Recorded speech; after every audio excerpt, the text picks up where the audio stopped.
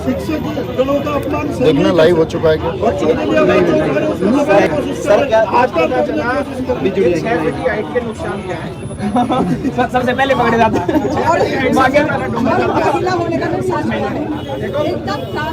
But ma'am एक बात, महिला कांस्टेबल नहीं होना चाहिए। मैम के लिए सच में ये वर्ड ठीक है, आइडल लेडी है।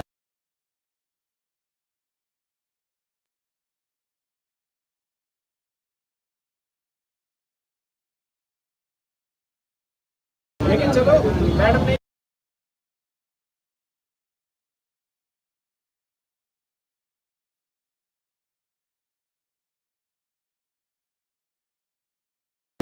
आंदोलन की जो करता धरता अभी तो पता नहीं कहाँ छोड़ेंगे, देखो भगवान ना उनका कॉल भी नहीं रहा आपके पास। मैम आप समझ नहीं रहे, यही रिले बनेगी बाद में, बेटे देना पुलिस से दोनों।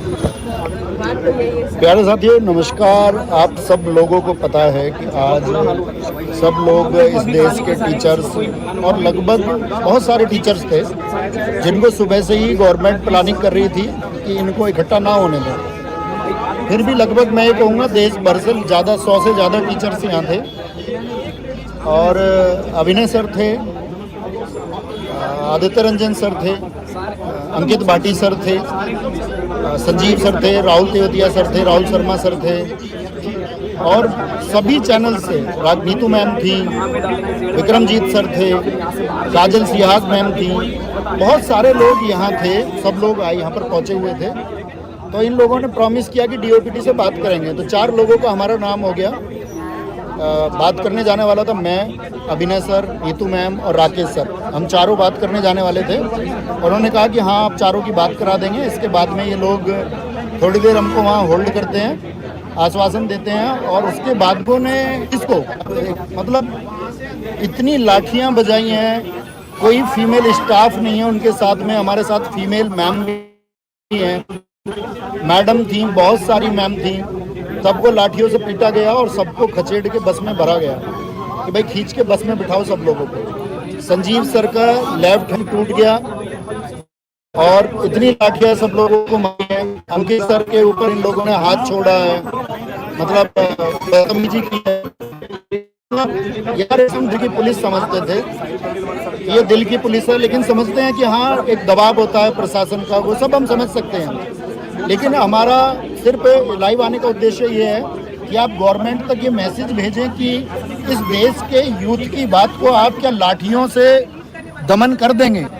क्या इस युवा वर्ग की जितनी भी बात है, वो जो परेशान है, जो उसको प्रताड़ित किया गया है, वो जो दुख है आगामी परीक्षाओं के लिए, वो जो चिंतित है, क्या उस तरीके से वो चीज़ें कर दी जाएंगी? ये सर का हाथ यहाँ से टूट चुका है जिसको बांधा हुआ है ऊपर। अभी हम लोगों को इन लोगों ने गिरफ्तार करके बस में बिठा लिया है और बहुत सारे आगे पीछे भी पुलिस की गाड़ियां हैं। तो ये लोग कह रहे हैं कि इन लोगों को कहीं बाहर ले जा करके पीटेंगे, कुछ करेंगे या वहाँ छोड़ेंगे, इन लोगों को कहीं पे छोड़ेंगे। मतलब उससे फ़र्क नहीं पड़ता, उस बात से फ़र्क नहीं पड़ता। लेकिन बड़ी बात यह है कि यार जब हम इकट्ठा होते हैं ना तो हमको भागना नहीं चाहिए। पुलिस आई थी तो क्या बात है, हम खड़े थे, किसी को नहीं जाना चाहिए। क्या होता है गिरफ्तारी से? इस भविष्य को सोचते हुए फांसी के फंदे पर हंसते हंसते झूले थे। इस बात के लिए झूले थे कि हम एक बेहतर देश बनाएंगे, एक हम सशक्त युवा बनाएंगे। लेकिन क्या वो सशक्त युवा ये सरकार बना रही है? क्या डीओपीटी की ये बात, और आप सब लोगों को अपनी बात डीओपीटी से रखनी है। ये जो एसएससी कर रही है, डीओपीटी जो कर रहा है, क्या इन लोगों के पास इतना समय नहीं है कि प्रतिनिधित्व करने वाले 4 टीचर से ये इकट्ठे बात सुन सकें?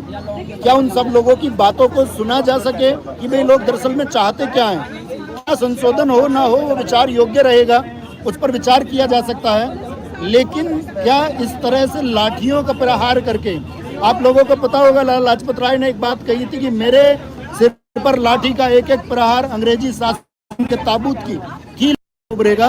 और मैं ये कहता हूँ इस देश के अध्यापकों पर यदि लाठियां बांधी जाती हैं तो इस देश के युवाओं की आवाज को दबाने का काम तुम कर रहे हो।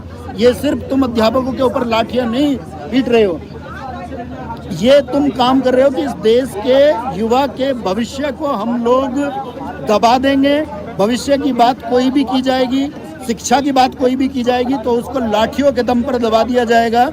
और ये डीओपीटी की या इस दिल्ली पुलिस की हम कहेंगे कि इस तरह की जो भी ये कार्रवाई थी ये एकदम से शर्मनाक है।